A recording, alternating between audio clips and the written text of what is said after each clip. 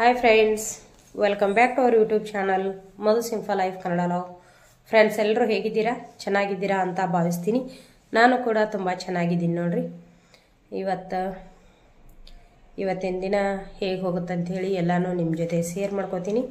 ವಿಡಿಯೋನ ಪೂರ್ಣ ನೋಡ್ರಿ. ನಮ್ಮ ಚಾನಲ್ಗೆ ಸಪೋರ್ಟ್ ಮಾಡಿರಿ. ಮಧು ಸಿಂಪಲ್ ಲೈಫ್ ಚಾನಲನ್ನು ಸಪೋರ್ಟ್ ಮಾಡಿರಿ. ಹೊಸಬ್ರು ಯಾರಾದರೂ ನೋಡ್ತಿದ್ರೆ ಪ್ಲೀಸ್ ಸಬ್ಸ್ಕ್ರೈಬ್ ಮಾಡ್ಕೊಂಡು ನೋಡ್ರಿ. ವಿಡಿಯೋಕ್ಕೆ ಪ್ಲೀಸ್ ಒಂದು ಲೈಕ್ ಮಾಡಿರಿ. ನಿಮ್ಮ ಲೈಕ್ ನಮಗೊಂಥರ ಬೂಸ್ಟ್ ಇದ್ದಂಗೆ ನೋಡ್ರಿ. ಲೈಕ್ ನೋಡಿದರೆ ನಮಗೆ ಇನ್ನಷ್ಟು ಹುರುಪು ಬರ್ತೈತಿ. ವಿಡಿಯೋ ಮಾಡಿದ್ದಕ್ಕೂ ಸಾರ್ಥಕ ಅಂತ ಅನಿಸ್ತೈತಿ. ಬನ್ನಿ ಇವಾಗ ನೆಕ್ಸ್ಟ್ ಏನು ಮಾಡ್ತಾನೆ ಅಂಥೇಳಿ ನಿಮ್ಮ ಜೊತೆ ಶೇರ್ ಮಾಡ್ಕೋತೀನಿ.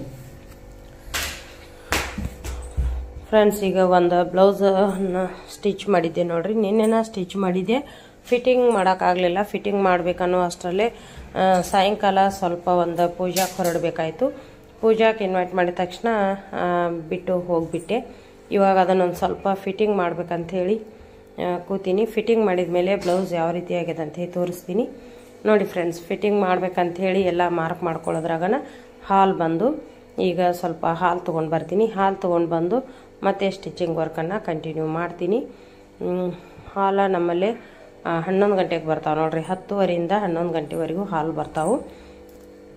ಈಗ ನಾನೆಲ್ಲ ಕೆಲಸ ಮುಗಿಸ್ಬಿಟ್ಟು ಸ್ವಲ್ಪ ಸ್ಟಿಚಿಂಗ್ ಮಾಡಬೇಕು ಫ್ರೀ ಟೈಮಲ್ಲಿ ಅಂಥೇಳಿ ಕೂತಿದ್ದೆ. ಮನೆಯಲ್ಲಿರೋ ಹೆಣ್ಮಕ್ಳಿಗೆ ನೋಡ್ರಿ, ಏನಪ್ಪ ಅವ್ರೇನು ಮನೆಯಲ್ಲಿರ್ತಾರೆ, ಏನು ಕೆಲಸ ಅಂತ ಅನ್ಕೋತಿರ್ತಾರೋ. ಬಟ್ ಕೆಲಸ ಮಾಡಕ್ಕೆ ನಿಂತ್ರೆ ಸಾಕಷ್ಟು ಕೆಲಸಗಳಿರ್ತಾವೆ. ನಾವೇ ಬ್ಯಾಡ್ ಅಂಥೇಳಿ ಎಲ್ಲ ಕೆಲಸನೂ ಬದಿಗಿಟ್ಟು ಸ್ವಲ್ಪ ರೆಸ್ಟ್ ಮಾಡೋದು, ಟೈಮ್ ಸ್ಪೆಂಡ್ ಮಾಡೋದು ಏನಾದರೂ ಮಾಡಿದ್ರೆ ಮಾಡಿ ಹೋಯ್ತು. ಇಲ್ಲಂದ್ರೆ ಮಾಡ್ಬೇಕಂತೇಳಿ ಹುಡ್ಕೊಂಡು ಮಾಡಿದ್ರೆ ಸಾಕಷ್ಟು ಕೆಲಸ ಇರ್ತಾವೆ. ಅದು ಮನೆಯಲ್ಲಿರೋರಿಗೇನ ಗೊತ್ತು. ಈಗ ನೋಡ್ರಿ, ಬ್ಲೌಸ್ ಹೊಲಿಯೋದು ಮುಗೀತು ನೋಡ್ರಿ. ಯಾವ ಥರ ಆಗೈತೆ ಅಂಥೇಳಿ ತೋರಿಸ್ತೀನಿ. ಇಲ್ಲಿ ಕೆಳಗಡೆ ಹಾಕಿ ತೋರಿಸ್ತೀನಿ. ಫ್ರೆಂಡ್ಸ್, ಬ್ಲೌಸ್ ಯಾವ ರೀತಿ ಆಗೈತೆ ಅಂಥೇಳಿ ನೋಡ್ರಿ. ಇದ ಬಟ್ಟೆಯಿಂದ ಲಟ್ಕನ್ ಮಾಡೀನಿ ನೋಡ್ರಿ. ಇಲ್ಲಿ ಕೊರಳಿಗೆ ಹೆಚ್ಚಿದ ಲೇಸನ್ನು ಲಟ್ಕನಕ್ಕ ಮುಂದ್ಗಡೆ ಹೆಚ್ಚಿನಿ. ಚೆನ್ನಾಗಿ ಕಾಣಿಸಾಕತ್ತಾವು. ಕೊಂಡು ತರೋ ಲಟ್ಕನ್ಕಿನೂ ಇವು ಬೆಟ್ರೆ, ಚೀಪ್ ಆ್ಯಂಡ್ ಬೆಸ್ಟ್. ಆಮೇಲೆ ಚೆನ್ನಾಗಿ ಕಾಣಿಸಾತಾವು.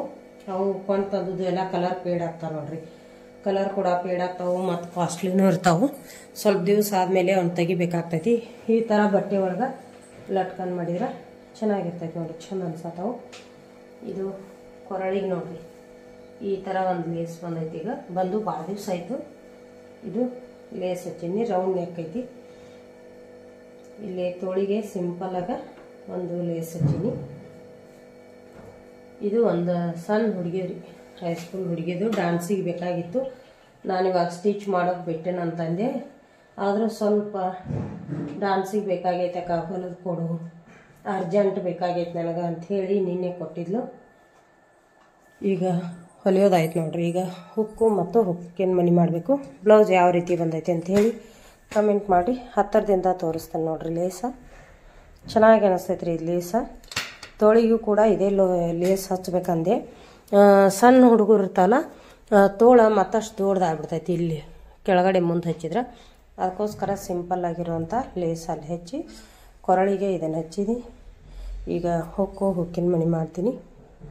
ಅಷ್ಟು ಮಾಡಿದ್ರೆ ಫಿನಿಶ್ ಆಗ್ತೈತಿ ನೋಡ್ರಿ. ಫ್ರೆಂಡ್ಸ್, ಇದು ಇವಾಗಲೇ ಹುಕ್ ಮಾಡಿದ್ರೆ ಮುಗಿದು ಹೋಗ್ತೈತಿ. ಇಲ್ಲ ಮತ್ತು ಅಲ್ಲೇ ಇಟ್ಟರೆ ನೆನಪಾಗೋದಿಲ್ಲ, ಹಾಗೆ ಉಳಿತೈತಿ. ಸ್ವಲ್ಪ ಯಾಕೋ ಎಳಿ ಬಿಸಿಲಿಗೆ ಕೂಡ್ಬೇಕನ್ನಿಸ್ತು. ಹೊರಗಡೆ ಕೂತು ಹುಕ್ ಮಾಡ್ತೀನಿ. ಪಾಯಿಂಟ್ ಟೈಪ ರೌಂಡ್ ಅನ್ನು ಸಣ್ಣ ಸಣ್ಣ ತಗಡನ್ನು ಅಟ್ಯಾಚ್ ಮಾಡಿ ಲೇಸಿಗೆನ ಅಟ್ಯಾಚ್ ಮಾಡಿಬಿಟ್ಟಾರು. ರೆಡಿಮೇಡನ್ನು ಸಿಗ್ತೈತಿ ಅದು. ಇಲ್ಲಿ ಸ್ಲೀವ್ಸಿಗೆ ಹಚ್ಚಿದ್ರಂತೂ ಇನ್ನೂ ಲುಕ್ ಬರ್ತೈತ್ರಿ. ಅದು ಶಾರ್ಟ್ ಸ್ಲೀವ್ಸ್ ಇಟ್ಕೊಂಡು ಅದಕ್ಕೆ ಕೆಳಗಡೆ ಆ ಲೇಸ್ ಹಚ್ಚಿ ಹೊಲದ್ರಂತೂ ಭಾಳ ಮಸ್ತ್ ಅಂದ್ರೆ ಮಸ್ತ್ ಲುಕ್ ಬರ್ತೈತಿ. ನನಗೆ ಮೊದಲಿಗೆ ಐಡಿಯಾ ಇರಲಿಲ್ಲ. ಅದು ಸಣ್ಣ ಹುಡುಗಿರೋದ್ರಿಂದ ಚಿಕ್ಕ ತೋಳೈತಿ. ಮತ್ತು ಅದಕ್ಕೆ ಲೇಸ್ ಹಚ್ಚಿದ್ರೆ ಇನ್ನಷ್ಟು ಉದ್ದಾಗಿ, ಈ ಕಡೆ ಉದ್ದ ತೋಳ್ನೂ ಅಲ್ಲ, ಈ ಕಡೆ ಹಾಫ್ ತೋಳ್ನೂ ಅಲ್ಲ, ಆ ರೀತಿ ಆಗ್ತೈತಿ. ಅದು ಲುಕ್ ಕೆಟ್ಟು ಬಿಡ್ತೈತಿ ಅಂಥೇಳಿ ನಾನು ಸಿಂಪಲ್ಲಾಗೆ ಅಲ್ಲಿ ಒಂದು ಸಣ್ಣ ಲೇಸ್ ಹಚ್ಚಿದೆ. ಯಾರಾದರೂ ಸ್ಟಿಚ್ ಮಾಡ್ಕೊಳ್ಳೋರಿದ್ರೆ ಇಲ್ಲೇ ತೋಳಿಗೆ ಹಚ್ಚಿ ಹೊಲ್ಕೊಂಡು ನೋಡ್ರಿ. ಒಂಥರ ಲುಕ್ ಮಸ್ತ್ ಇರ್ತೈತಿ, ಚೆನ್ನಾಗಿರ್ತೈತಿ. ಅದೆಲ್ಲ ಮುಗಿಸ್ಬಿಟ್ಟು ಪಾತ್ರೆ ತೊಳೆದೆ, ಬಟ್ಟೆ ತೊಳೆದೆ. ಈಗ ನಿಮ್ಮ ಜೊತೆ ಒಂದು ರೆಸಿಪಿಯನ್ನು ಶೇರ್ ಮಾಡ್ಕೋಬೇಕಂತೈತಿ. ಆ ರೆಸಿಪಿಯನ್ನು ಸ್ಟಾರ್ಟ್ ಮಾಡ್ಬೇಕನ್ನೋ ಅಷ್ಟರಲ್ಲಿ ಇದೆಲ್ಲ ಕೆಲಸ ಮುಗಿಯೋ ಅಷ್ಟರಲ್ಲೇ ಮಧ್ಯಾಹ್ನ 1 ಗಂಟೆ ಆಯ್ತು ನೋಡ್ರಿ. ಇವಾಗ ಸಪ್ತಕನ್ ಸ್ಕೂಲ ಬಿಟ್ಟೈತಿ. ಅವನ್ನ ಕರ್ಕೊಂಡು ಬರಕ್ಕೆ ಹೋಗಬೇಕು. ಈಗ ಕರ್ಕೊಂಡು ಬರ್ತೇನೆ ರೀ. ಕರ್ಕೊಂಡು ಬಂದ ಮತ್ತೆ ನೆಕ್ಸ್ಟ್ ನಿಮಗೆ ನಾನು ಏನು ರೆಸಿಪಿ ಮಾಡಾಕ್ತಾನೆ ಅಂಥೇಳಿ ನಿಮ್ಮ ಜೊತೆ ಶೇರ್ ಮಾಡ್ಕೋತೀನಿ. ಪೂರ್ಣ ವಿಡಿಯೋ ನೋಡಿರಿ. ಇವಾಗ ಹೋಗಿ ಕರ್ಕೊಂಡು ಬರ್ತೀನಿ. ಯಜಮಾನ್ರ ಲೋಕಲ್ ಇಲ್ಲ ಅಂತ ನೀನೇ ಕರ್ಕೊಂಡು ಬಾ ಅಂಥೇಳಿ ಫೋನ್ ಮಾಡಿದರು. ಫೋನ್ ಮಾಡಿದ ತಕ್ಷಣ ಏನೇ ಕೆಲಸ ಇದ್ರು ಬಿಟ್ಟು ಹೋಗ್ಬೇಕು ನೋಡ್ರಿ. ಈಗ ಹೋಗಿ ಕರ್ಕೊಂಡು ಬರ್ತೀನಿ.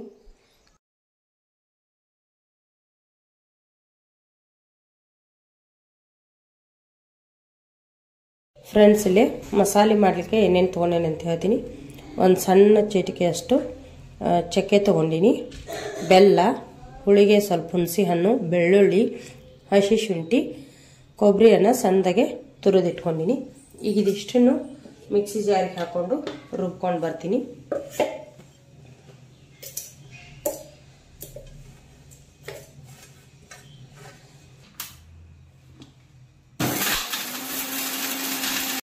ಒಂದು ಕಪ್ ನೀರು ಹಾಕ್ತೀನಿ. ನುಣ್ಣಿಗೆ ಪೇಸ್ಟ್ ಆಗಿ ಚೆನ್ನಾಗಿ ಪೇಸ್ಟ್ ಬರ್ತೈತಿ. ಮಸಾಲೆ ಪೇಸ್ಟ್ ರೆಡಿ ಆಯ್ತು ನೋಡ್ರಿ. ಈಗ ನೆಕ್ಸ್ಟ್ ನಾನು ಒಗ್ಗರಣೆಗೆ ಏನೇನು ತೊಗೋತಾನಂಥೇಳಿ ಒಂದು ಸರ್ತಿ ನಿಮ್ಗೆ ತೋರಿಸ್ಬಿಡ್ತೀನಿ. ಒಗ್ಗರಣೆಗೆ ಜೀರಿಗೆ, ಸಾಸಿವೆ, ಇದೇ ಸ್ಪೂನಲ್ಲಿ ಕೆಳಗಡೆ ಜೀರಿಗೆ ಹಾಕಿ ಮೇಲ್ಗಡೆ ಸಾಸಿವೆ ಹಾಕೀನಿ. ಜೀರಿಗೆ, ಸಾಸಿವೆ, ಸ್ವಲ್ಪ ಅರಿಶಿನ ಪುಡಿ, ಸಣ್ಣಗೆ ಹೆಚ್ಚಿದ ಒಂದು ಟೊಮೆಟೊ, ಸಣ್ಣಗೆ ಹೆಚ್ಚಿರುವಂಥ ಒಂದು ಈರುಳ್ಳಿ, ಕೊತ್ತಂಬರಿ. ಅವರೆಕಾಳು ರೆಸಿಪಿ ಆಗಿರೋದ್ರಿಂದ ಮೇನ್ ಇಂಗ್ರೀಡಿಯೆಂಟ್ಸ್ ಬಂದ್ಬಿಟ್ಟು ಅವರೆಕಾಳನ್ನು ಒಂದು ಸ್ವಲ್ಪ ಕುದಿಸಿಟ್ಕೊಂಡಿನಿ. ನಾನು ಒಂದು 5 ನಿಮಿಷ ಇದನ್ನು ಕುದಿಸಿಟ್ಕೊಂಡಿನಿ. ಅವರೆಕಾಳಿದೆ, ಒಗ್ಗರಣೆ ಸಾಮಾನಿದೆ, ಇಲ್ಲಿ ರುಬ್ಕೊಂಡಿಟ್ಟಿರುವಂಥ ಪೇಸ್ಟ್ ಇದೆ. ಈಗ ಇದನ್ನು ಯಾವ ರೀತಿ ಮಾಡೋನು, ಯಾವ ರೆಸಿಪಿ ಮಾಡ್ತಾನೆ ಅಂಥೇಳಿ ನಿಮ್ಮ ಜೊತೆ ಶೇರ್ ಮಾಡ್ಕೋತೀನಿ. ಪೂರ್ಣ ವಿಡಿಯೋ ನೋಡ್ರಿ. ಮತ್ತು ಫ್ರೆಂಡ್ಸ್, ಎಣ್ಣೆ ಬಿಸಿಯಾಗಿದೆ, ನೀವು ನೋಡ್ತಿರ್ಬೋದು, ಉಗ ಹೊಂಟೈತಿ. ಈಗ ಸಾಸಿವೆ ಮತ್ತು ಜೀರಿಗೆ ಹಾಕಿಬಿಡ್ತೀನಿ.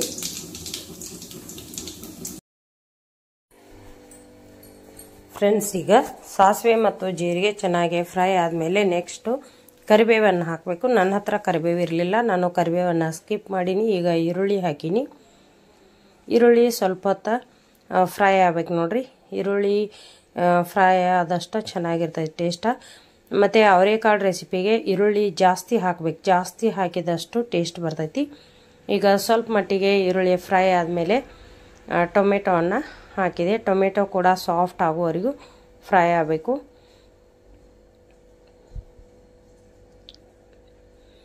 ಅವರೆಕಾಳಿಗೆ ಜಾಸ್ತಿ ಈರುಳ್ಳಿ ಬೇಕು ನೋಡ್ರಿ. ಈರುಳ್ಳಿ ಎಷ್ಟು ಹಾಕ್ತೀವಲ್ಲ ಅಷ್ಟು ಟೇಸ್ಟ್ ಚೆನ್ನಾಗಿ ಬರ್ತೈತಿ. ಅದರಲ್ಲಿ ಉದುರು ಅವರೆಕಾಳು ಪಲ್ಯ ಮಾಡ್ತಾರಲ್ರಿ, ಅದಕ್ಕಂತೂ ಇನ್ನೂ ಜಾಸ್ತಿ ಬೇಕಾಗ್ತಾವೆ. ಎಷ್ಟು ಈರುಳ್ಳಿ ಹಾಕ್ತೀವಿ ಅಷ್ಟು ಟೇಸ್ಟ್ ಬರ್ತೈತಿ. ನಾನಿಲ್ಲಿ ಈರುಳ್ಳಿಯನ್ನು ಸ್ವಲ್ಪ ಕಮ್ಮಿ ಹಾಕೀನಿ, ಗ್ರೇವಿ ಮಾಡಾಕತ್ತೀನಿ. ಸ್ವಲ್ಪ ಅರಿಶಿನ ಪುಡಿ ಹಾಕಿದೆ. ಅರಿಶಿನ ಪುಡಿ ಕೂಡ ಹಾಕಿ ಮಿಕ್ಸ್ ಮಾಡಿ ಎಲ್ಲನೂ ಚೆನ್ನಾಗಿ ಫ್ರೈ ಆದಮೇಲೆ ಇಲ್ಲಿ ರುಬ್ಬಿಟ್ಕೊಂಡಿರುವಂಥ ಪೇಸ್ಟನ್ನು ಹಾಕಾಕತ್ತ ನೋಡ್ರಿ. ಇದು ಪೇಸ್ಟ್ ಕೂಡ ಸ್ವಲ್ಪ ಹಸಿ ವಾಸನೆ ಹೋಗುವವರೆಗೂ ಒಂದು ನಿಮಿಷ ಹುರಿಬೇಕು. ಕೈ ಬಿಡದೆ ಹಾಗೆ ತಿರುಗಿಸ್ತಾ ಇರಬೇಕು. ಯಾವುದೇ ಒಂದು ಪೇಸ್ಟನ್ನು ನಾವು ಹಾಕಿ ತಿರುಗಿಸ್ದೆ ಹಾಗೆ ಬಿಟ್ಟಿವಂದ್ರೆ ಅದು ತಳ ಹಿಡ್ಕೊಂಡು ಬಿಡ್ತೈತಿ. ಅದಕ್ಕೋಸ್ಕರ ನಾವು ಸ್ವಲ್ಪ ಅದನ್ನು ಹಾಗೆ ತಿರುಗಿಸ್ತಾ ಇರಬೇಕು. ಅದು ಸ್ವಲ್ಪ ಬಿಸಿಯಾಗಿ ಹಸಿ ವಾಸನೆ ಹೋಗಿ ಫ್ರೈ ಆಗೋವರೆಗೂ ಹಾಗೆ ಕೈ ಬಿಡದೆ ತಿರುಗಿಸ್ತಾನೆ ಇರಬೇಕು. ಇದು ಪೂರ್ಣ ಹಸಿ ವಾಸನೆ ಹೋಗಿ ಚೆನ್ನಾಗಿ ಫ್ರೈ ಆದಮೇಲೆ ಸ್ವಲ್ಪ ರುಚಿಗೆ ಖಾರ ಪುಡಿ ಮತ್ತು ಉಪ್ಪನ್ನು ಹಾಕಬೇಕು. ಹಾಕಿ ಎಲ್ಲನೂ ಚೆನ್ನಾಗಿ ಒಂದು ಸರ್ತಿ ಮಿಕ್ಸ್ ಮಾಡ್ಬೇಕು ನೋಡ್ರಿ. ನಾನಿಲ್ಲಿ ಅವರೆಕಾಳು ಗ್ರೇವಿಯನ್ನು ಮಾಡಾಕತ್ತೀನಿ, ಉದುರು ಅವರೆಕಾಳು ಮಾಡಾಕತ್ತಿಲ್ಲ. ಗ್ರೇವಿ ಮಾಡೋದ್ರಿಂದ ಚಪಾತಿಗೆ, ಅನ್ನಕ್ಕೆ ಎರಡಕ್ಕೂ ಆಗ್ತೈತಿ. ಮತ್ತು ಅನ್ನಕ್ಕೆ ಸಾಂಬಾರು ಮಾಡಬೇಕಾಗ್ತೈತಿ. ಮತ್ತು ಇದು ಒಂಥರ ರೆಸಿಪಿ ಚೆನ್ನಾಗಿರ್ತೈತಿ. ಉದುರು ಮಾಡಿ ತಿಂದಿರ್ತೀವಲ್ರಿ, ಒಂದು ಸರ್ತಿ ಈ ಥರನೂ ಗ್ರೇವಿ ಮಾಡಿ ನೋಡ್ರಿ, ಸಖತ್ತಾಗಿ ಬರ್ತೈತಿ, ಸೂಪರಾಗಿರ್ತೈತಿ ಟೇಸ್ಟ. ಈಗ ಖಾರ ಉಪ್ಪು ಹಾಕಿ ಎಲ್ಲನೂ ಮಿಕ್ಸ್ ಮಾಡಿದೆ ನೋಡ್ರಿ. ಕಲರ್ ಕೂಡ ಚೇಂಜ್ ಆಯಿತು, ನೀವು ನೋಡ್ತಿರ್ಬೋದು. ಈಗ ಲಾಸ್ಟಿಗೆ ಇದಕ್ಕೆ ಅವರೆಕಾಳನ್ನು ಹಾಕಿ ಮಿಕ್ಸ್ ಮಾಡೋಣ.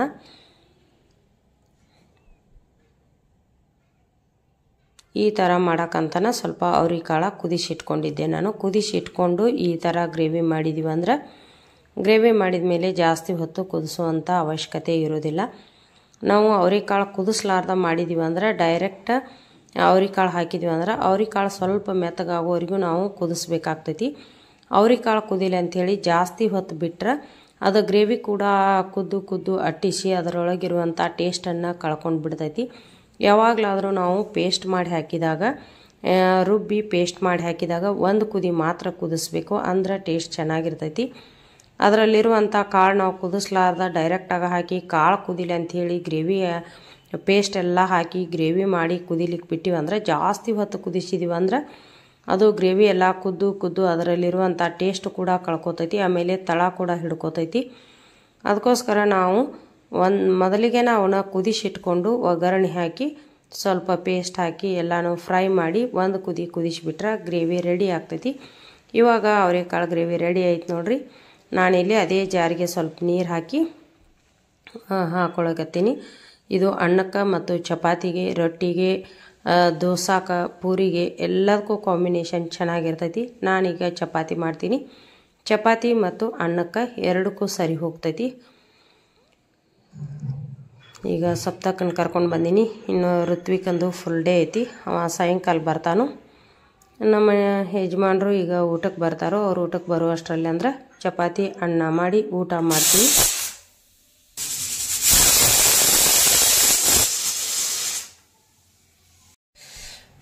ಫ್ರೆಂಡ್ಸ್, ಸ್ವಲ್ಪ ಕಫ ಆದಂಗಾಗೈತಿ.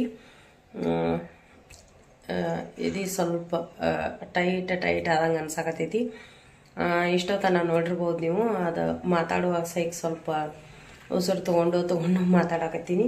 ಇವಾಗ ಚಪಾತಿ ಕೂಡ ರೆಡಿ ಆಯ್ತು ನೋಡ್ರಿ. ಅವರೆಕಾಳು ಪಲ್ಯನೂ ರೆಡಿ ಆಯಿತು, ಚಪಾತಿ ಕೂಡ ಮಾಡೀನಿ. ಸಪ್ತಕ ಟಿ ವಿ ನೋಡ್ಕೊತ ಕೂತಾನು. ಇವತ್ತು ಮಾರ್ನಿಂಗ್ ಟಿಫನ್ನಿಗೆ ಅಂಥೇಳಿ ಚುರುಮುರಿ ಸುಸ್ಲಾ ಮಾಡಿದ್ದೆ ನೋಡ್ರಿ. ಇನ್ನೂ ಸ್ವಲ್ಪ ಉಳ್ದೈತಿ. ನಮ್ಮ ಸಪ್ತಕ ಜಾಸ್ತಿ ಮಾಡಂತ ಹೇಳಿದ್ದ, ಸ್ಕೂಲಿಂದ ಬಂದು ನನಗೆ ಬೇಕು ಜಾಸ್ತಿ ಮಾಡಂತ ಹೇಳಿದ್ದ. ಮಾರ್ನಿಂಗ ಸ್ಕೂಲಿಗೆ ಹೋಗುವಾಗ ಗಡಿಬಿಡಿ ಒಳಗೆ ಅಷ್ಟೊಂದು ಚೆನ್ನಾಗಿ ಊಟ ಮಾಡೋದು ನಾವು. ಟಿಫನ್ ಅಷ್ಟು ಚೆನ್ನಾಗಿ ಮಾಡೋಂಗಿಲ್ಲ, ಸ್ವಲ್ಪ ಮಾಡಿ ಹೋಗಿರ್ತಾನು.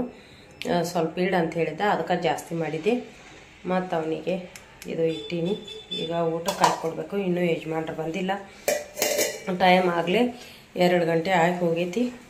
ನಾನು ಅವ್ನು ಕರ್ಕೊಂಡು ಬಂದು ಚಪಾತಿ ಮಾಡುವ ಅಷ್ಟರಲ್ಲೇ, ಪಲ್ಯ ಮಾಡುವ ಅಷ್ಟರಲ್ಲೇ ಅಂದ್ರೆ 2 ಗಂಟೆ ಆಗೈತೆ, 2:30 ಆಗೈತೇನೋ, ಟೈಮ್ ನೋಡಿಲ್ಲ. ಈಗ ಸಪ್ತಕ್ಕೆ ನೋಡ್ರಿ ಟಿ ವಿ ನೋಡಾಕತ್ತಾನು. ಅವನಿಗೆ ಕೇಳ್ತಾನ, ನಾವು ಊಟ ಮಾಡ್ತಾನಂದ್ರೆ ಹಾಕಿಕೊಡ್ತೀನಿ, ಇಲ್ಲಾಂದ್ರೆ ಅವ್ರ ಪಪ್ಪ ಬರೋವರೆಗೂ ವೆಯ್ಟ್ ಮಾಡಿ. ಟಿ ವಿ ನೋಡಾಕತ್ತಾನಂತ ಮಾಡಿ ನಾನು ಮೊಬೈಲ್ ಹಿಡ್ಕೊಂಡು ಕೂತಿ. ಹಾಂ, ಅವ್ರ ಮೊಬೈಲ್ ಸ್ವಿಚ್ ಆಫ್ ಆಗೈತಿ. ಏನು ಮಾಡತ್ತಿ ಅದನ್ನು? ನೋಡ್ರಿ, ಇಲ್ಲಿ ಬಂದು ಕೂತಾನು, ಟಿ ವಿ ನೋಡೋರ್ಗೈತಿ. ಟಿ ವಿ ಮುಂದೆ ಕುಂತಾನು. ನಾನು ಟಿ ವಿ ನೋಡಕತ್ತಿರ್ಬೋದು ಅಂಥೇಳಿ ಅನ್ಕೊಂಡೆ. ಸ್ವಲ್ಪ ಸ್ಕೂಲಿಂದ ಬಂದಾನು ಬಿಡ ನೋಡ್ಲಿ ಅಂಥೇಳಿ ಅವ ಮೊಬೈಲ್ ತೊಗೊಂಡು ಗೇಮ್ ಆಡಾಕತ್ತಾನು. ಬಾ ಊಟ ಮಾಡಿ ಬಾ. ಪಾಪ ಅವ್ರವ್ರಿಗೆ ವೇಟ್ ಮಾಡ್ತೇವೆ ಈಗ ಊಟ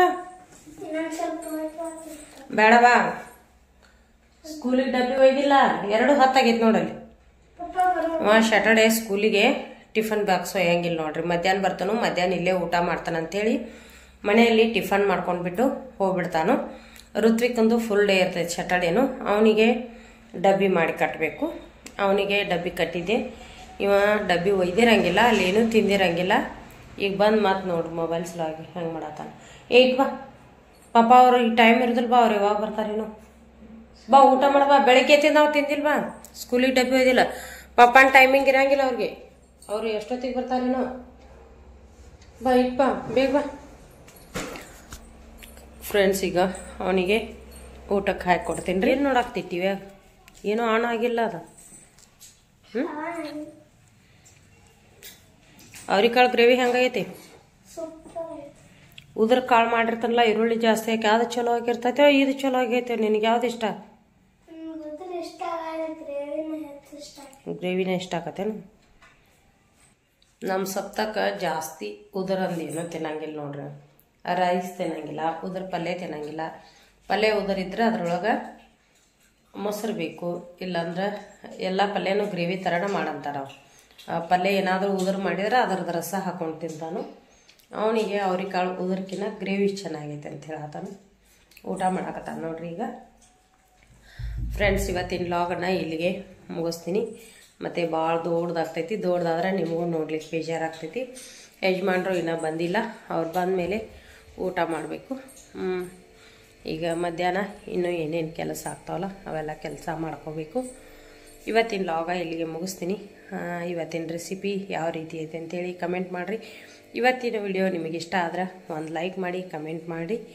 ಹೊಸಬ್ರು ಯಾರಾದರೂ ನನ್ನ ಚಾನಲನ್ನು ನೋಡ್ತಿದ್ರೆ ಪ್ಲೀಸ್ ಸಬ್ಸ್ಕ್ರೈಬ್ ಮಾಡಿಕೊಂಡು ಚಾನಲನ್ನು ನೋಡಿರಿ. ಇಷ್ಟು ಹೇಳ್ತಾ ಇವತ್ತಿನ ವ್ಲಾಗನ್ನು ಇಲ್ಲಿಗೆ ಮುಗಿಸ್ತೀನಿ. ಮತ್ತು ಹೊಸ ವಿಡಿಯೋದೊಂದಿಗೆ ಬರ್ತೀನಿ. Until then take care, bye. Thanks for watching.